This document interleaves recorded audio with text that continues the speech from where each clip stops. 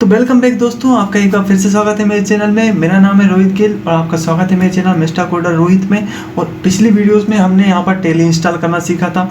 इसके बाद हमने देखा कि टैली में जो फर्स्ट स्टार्टअप कैसा रहता है, फर्स्ट इंप्रेशन टैली का क्या रहता है, जो भी फर्स्ट विंडो रहती है उसको हमने बैक करना, कुछ कीज़ के बारे में जाना था, मेन्यूज़ के बारे में जाना था काफ़ी अच्छे से। और आज की वीडियो में हम कंपनी क्रिएट करना सीखेंगे। भाई कंपनी क्या होता है, कंपनी क्रिएट कैसे करते हैं, बहुत ही इंटरेस्टिंग वीडियो होने वाली है। साथ ही साथ हम इस टैली का पहला स्टार्टअप देखेंगे, भाई किस तरीके से हमको पहले फर्स्ट बॉक्स को देखना है, कंपनी कैसे क्रिएट करना है, क्या कंपनी होती है।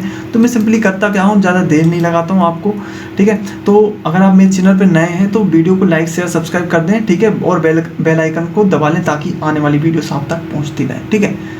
तो पिछली वीडियो नहीं है तो ज़रूर देख लीजिएगा ताकि आपको कंटिन्यू एक सिलेबस की तरह आपको ये पूरा करना है। अगर आप अभी बीच से वीडियो देख रहे हैं तो आप मेरी प्लेलिस्ट एक्सेस कर सकते हैं, जो कि आपको यहाँ पर आइकन में मिल जाएगी ऊपर, ठीक है। आई बटन मिल जाएगा, वहाँ पर आप क्लिक करोगे तो आपको प्लेलिस्ट मिल जाएगी। तो मैं यहाँ पर टैली ओपन कर लेता हूँ, टैली के वाले आइकन के पर 2 बार क्लिक कर देता हूँ और हमारी टैली ओपन हो जाएगी। इस तरीके से हमारी टैली ओपन हो गई है।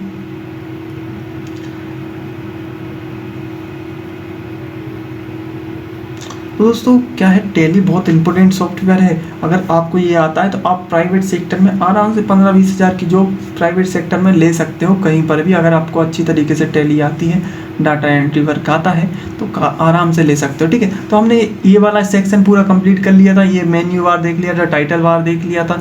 यहाँ पर ये वाला जो स्टार्टअप देखा था, भाई स्टार्टअप क्या होता है, स्टार्टअप में हमने ये सब चीज़ें जान ली थी। इस पर बैक कैसे जाना है मैंने आपको बताया था। एस्केप बटन अगर 2 बार प्रेस करते हैं तो हम वर्क इन एजुकेशन मोड पर आराम से आ जाते हैं, ठीक है। तो मैंने 2 बार प्रेस किया और हम यहाँ पर कंपनी इन्फॉर्मेशन वाले बॉक्स के ऊपर आ चुके हैं, ठीक है।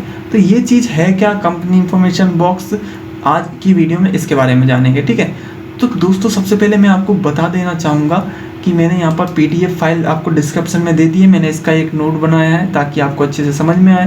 तो क्लास 4, ठीक है, क्रिएट कंपनी, तो मैंने एक PDF फाइल बनाई है। ये नोट्स आपको मैं हर वीडियो में प्रोवाइड करूँगा जहाँ पर ज़रूरी मुझे लगेगा, ठीक है। तो हमने यहाँ पर आज क्रिएट कंपनी के बारे में जानेंगे, कंपनी कैसे क्रिएट करते हैं। तो सबसे पहली चीज़ आती है कंपनी क्रिएशन। कंपनी क्रिएट क्यों की जाती है, आपका मान लीजिए कोई बिजनेस है और जिस बिजनेस की आप एंट्रीज टैली में कर रहे हैं, मान लीजिए आप कहीं पर काम कर रहे हैं तो उनका, मान लीजिए बैंक भी हो सकता है वो, मान लीजिए आप कोई बैंक में काम कर रहे हैं तो बैंक क्या है, एक बिजनेस है किसी का, ठीक है। अब वो बिजनेस में पैसे का लेन देन चल रहा है तो वो बिजनेस का जो नाम हो, मान लीजिए कैनरा बैंक है तो हम कैनरा बैंक का अकाउंट खोलेंगे, कंपनी क्रिएट करेंगे कैनरा बैंक की, ठीक है। मान लीजिए अगर मेरा बिजनेस है भारत पेट्रोलियम लिमिटेड, ठीक है, ये मेरी एक कंपनी है, ठीक है। तो भारत पेट्रोलियम लिमिटेड में ये कंपनी हम टैली के अंदर खोलते हैं यहाँ पर, ठीक है। तो ये क्रिएट कंपनी का जो ऑप्शन है आपको यहाँ पर दिख रहा है, ठीक है। तो ये ऑप्शन क्यों दिया जाता है, कंपनी को क्रिएट करने के लिए, ठीक है। तो क्रिएट कंपनी का ऑप्शन यहाँ पर कंपनी क्रिएट करने के लिए मिलता है। सिलेक्ट कंपनी क्यों मिलता है यहाँ पर दोस्तों, सिलेक्ट कंपनी का ऑप्शन आपको यहाँ पर इसलिए मिलता है क्योंकि यहाँ पर अगर आप जब 2 या 3 ब्रांच एक साथ एक्सेस कर रहे हैं, मान लीजिए आपकी कैनरा बैंक की 5-6 ब्रांचेस हैं, ठीक है, सांची ब्रांच, विदिशा ब्रांच। अब भाई 5-6 कंपनी यहाँ पर आपको लिस्ट के रूप में मिल जाती हैं जहाँ पर भी आप काम करते हो। तो आप अपनी कंपनी सिलेक्ट कर लेते हैं इस ऑप्शन की मदद से। भाई कैनरा बैंक विदिशा या कैनरा बैंक सांची, जिधर से भी आप हो वहाँ पर एक कंपनी का ब्रांच सिलेक्ट करके सिंपली हम कंपनी के अंदर जाके डाटा एंटर कर सकते हैं। अगर मान लीजिए आप नए यूज़र हैं टैली पर तो आपको कंपनी क्रिएट करना पड़ेगी, ठीक है। तो इसलिए यहाँ पर आप क्रिएट कंपनी ऑप्शन का यूज़ करते हैं। यहाँ पर आप देख रहे होंगे एक ऑप्शन के आगे मैं यहाँ पर एक रेड कलर का, मैं इसको जूम करके बता देता हूँ ताकि आपको आराम से सही तरीके से दिख जाए, ठीक है। यहाँ पर देखिएगा, देखिए यहाँ पर आपको ऑप्शन दिख रहे होंगे, select company, login as remote user, create company, backup and restore, ठीक है। तो हम यहाँ पर क्रिएट कंपनी की बात कर रहे हैं। तो भाई क्रिएट कंपनी होता क्या है, ठीक है। तो क्रिएट कंपनी आपको मदद करता है क्या, कंपनी को क्रिएट करने में, ठीक है।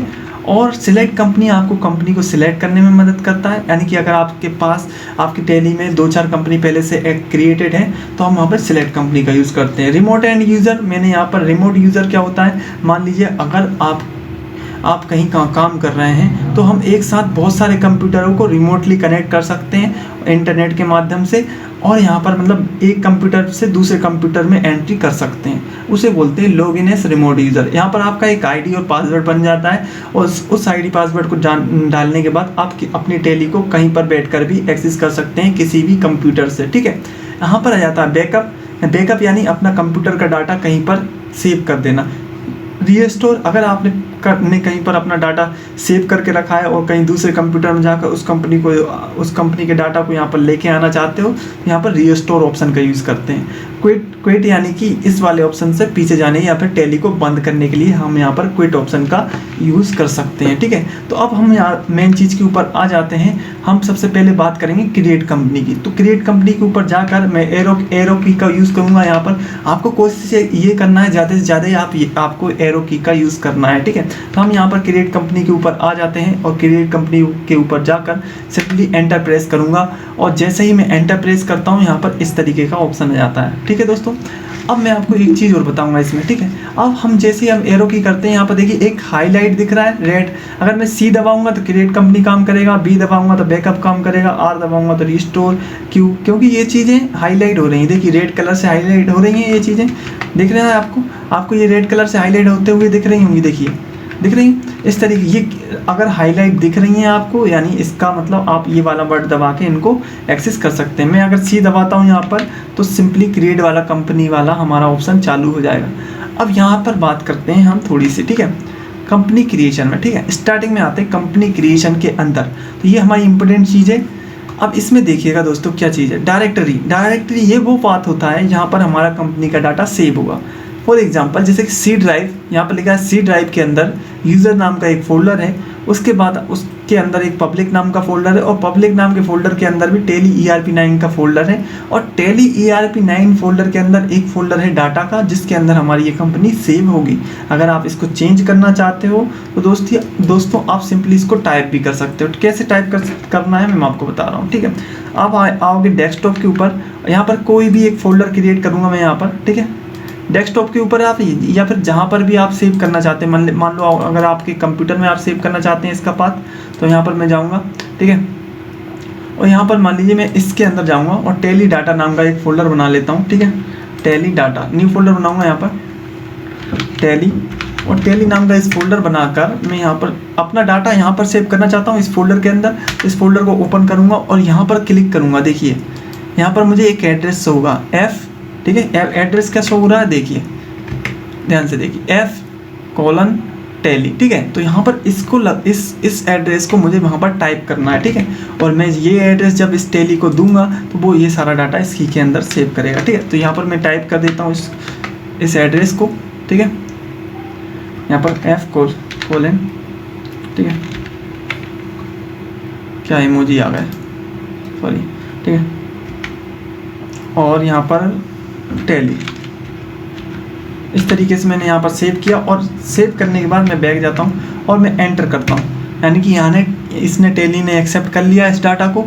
यानी ये फोल्डर अब यहाँ पर जो मेरा ये वाला फोल्डर है टेली वाला फोल्डर, ठीक है, आपको दिख रहा होगा यहाँ पर ये वाला फोल्डर मैंने अब इसको दे दिया, इसमें ही हमारी कंपनी सेव होगी या कंपनी का डाटा सेव होगा। लेकिन अभी हम इसमें ऐसा कुछ नहीं करना है। अगर मैंने आपको सिर्फ बताने के लिए क्या है, आप ज़्यादातर अगर एजुकेशन मोड में हैं तो आप यहाँ पर पाथ सिलेक्ट ना करें, आप सीधा क्रिएट कंपनी के ऊपर जा सकते हैं और क्रिएट कंपनी के बाद डायरेक्टरी को सेम ही रहने दें। ठीक है, डायरेक्टरी के साथ कोई छेड़छाड़ ना करें। ठीक है, मेरे को उद्देश्य था आपको पाथ बताना कि यहाँ पर क्या चीज़ आती है। यहाँ पर आती है वो लोकेशन जहाँ पर आपका कंपनी का डाटा सेव होता है।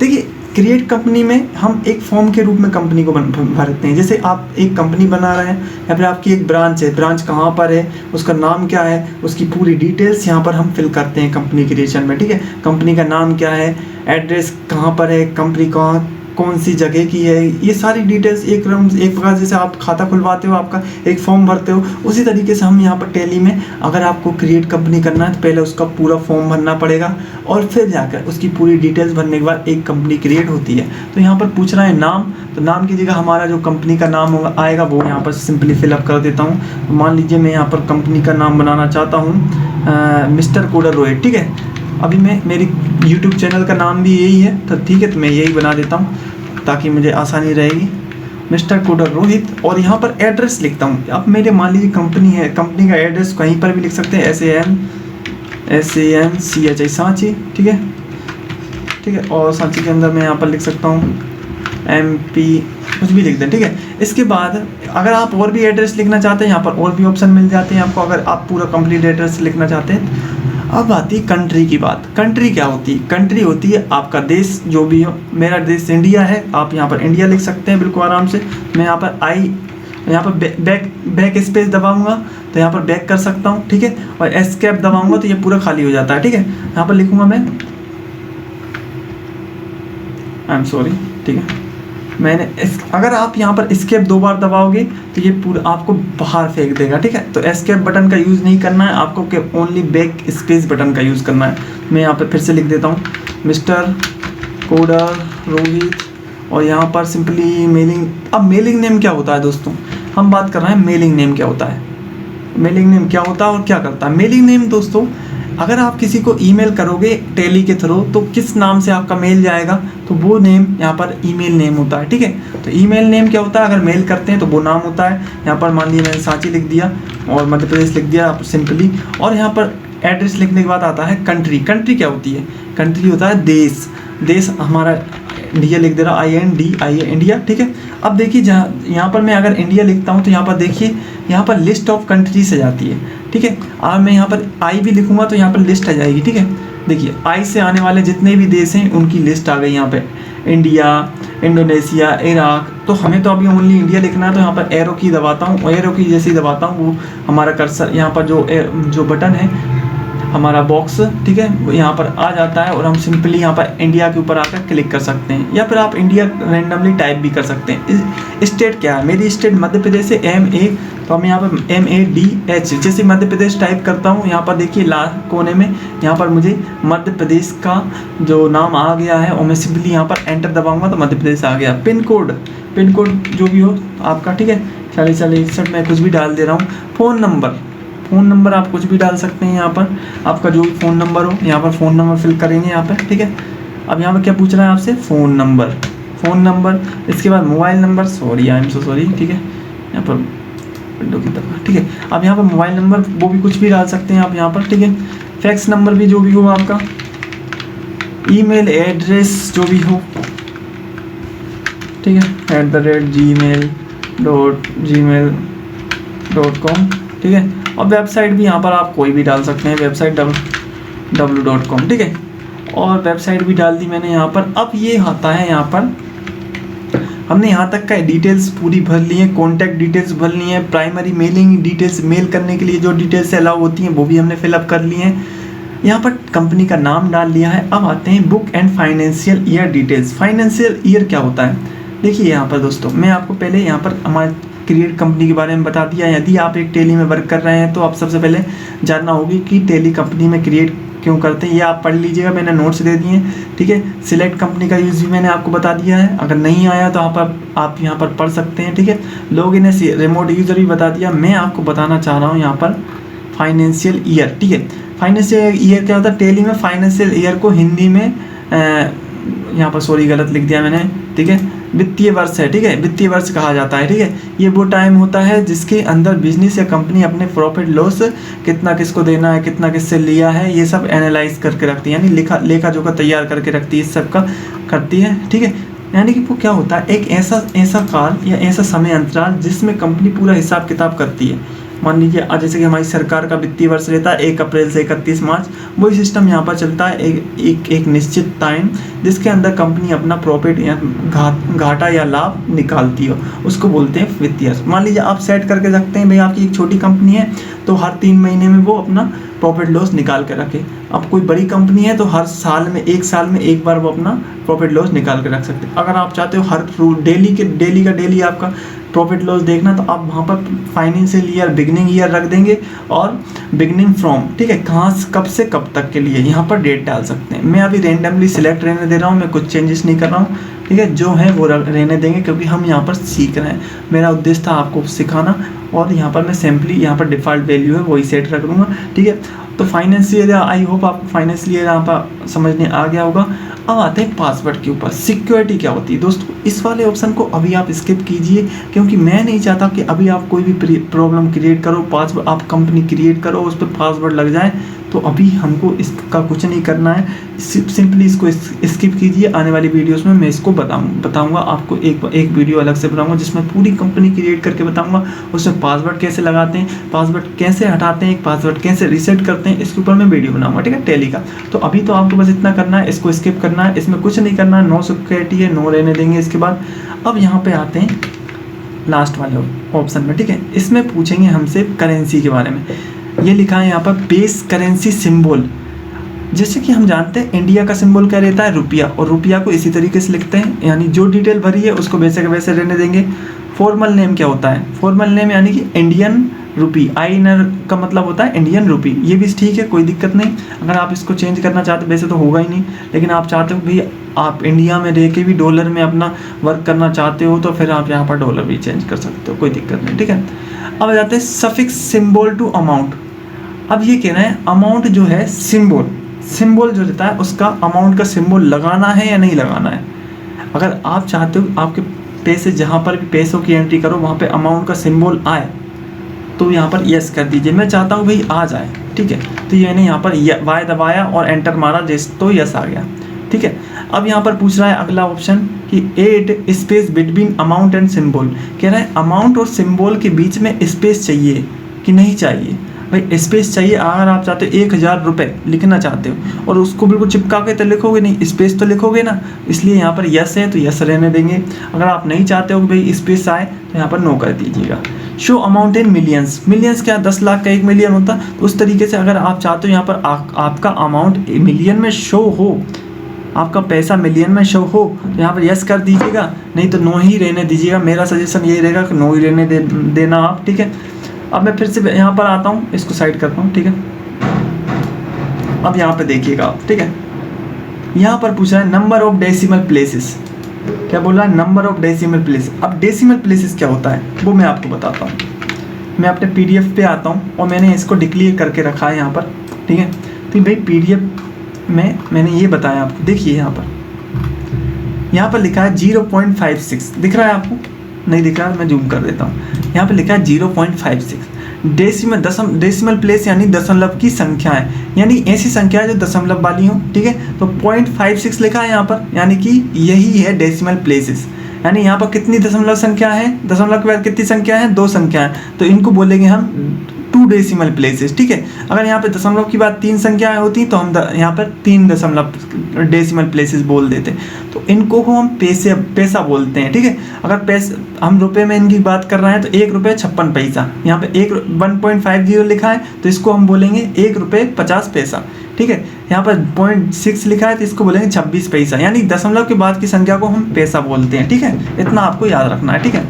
हम यहाँ पर आएंगे अब हमारी टैली में और यहाँ पर देखते हैं कि ये बोल क्या रहा है, नंबर ऑफ डेसिमल प्लेसेस। ये बोल रहा है भाई दोस्तों आपको दशमलव के बाद कितने अंक चाहिए। जैसे नॉर्मली मैथ में यहाँ पर 2 ही अंक रहते हैं, पैसे के हिसाब किताब में तो 2 ही अंक रहते हैं जो रैंडमली सिलेक्टेड हैं, आप वो ही रहने दीजिएगा। अगर आप चाहते हो कि आप बिल्कुल एक पाई का कि दशमलव के बाद के अंक का भी हिसाब रखना है तो आप यहाँ पर संख्या बढ़ा सकते हैं, कोई दिक्कत नहीं। अब देखें बल्ड रिप्रेजेंटिंग अमाउंट आफ्टर डेसिमल, यानी कि दशमलव के बाद की संख्याओं को किस में शो करना है, भाई पैसे में शो करना है तो हम यहाँ पर पैसा सिलेक्ट कर देंगे, ठीक है।